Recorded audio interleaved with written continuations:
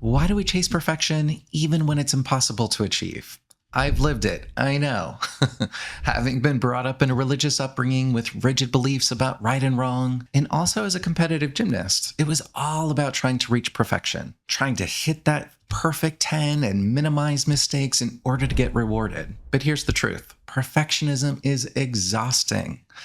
It drains you of your energy, it makes it impossible to live your life more fully, and it strains your relationships. So, how do we break this vicious cycle? Stick with me and let's dive in. First, we need to understand what perfectionism is.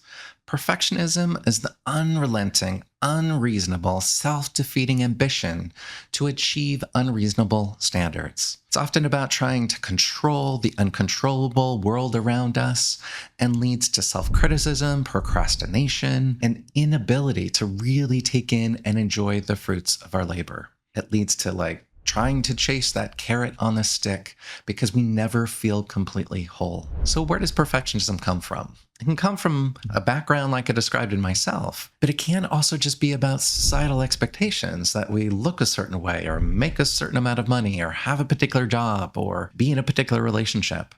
All these standards, all this pressure to be a certain way, to be deemed of worth or of value. But it's totally devoid of what it means to actually be human, that it often takes failures and making mistakes in order to grow, in order to have ultimate success and achievements. So how do we change perfectionism? The first step is to reset your standards.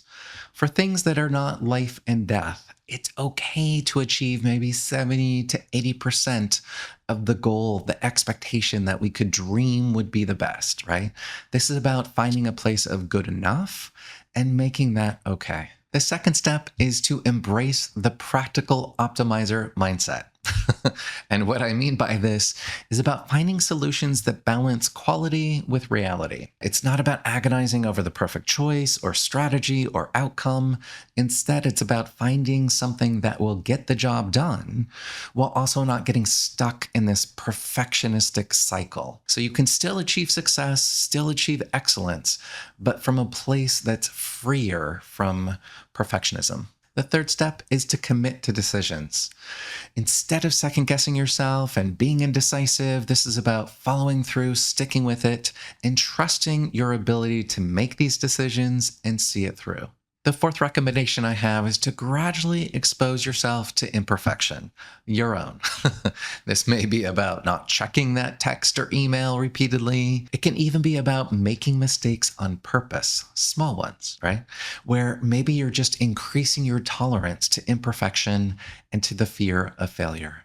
Excellence does not require perfection. When we approach our goals from a place of self-compassion and a realistic mindset, we set ourselves up for success. The key is progress, not perfection. By being kind to yourself along the way, you're more likely to feel a sense of satisfaction with your efforts and a deeper connection with others. So letting go of perfectionism is about embracing our humanity and doing so with a greater sense of freedom and an ability to actually live our lives more fully. If this video resonated for you, give it a thumbs up and hit that subscribe button so you can get more videos on mental health, personal growth, and how to live a more fulfilling life. I'd love to hear from you, so let's continue the conversation in the comment section below. Take good care.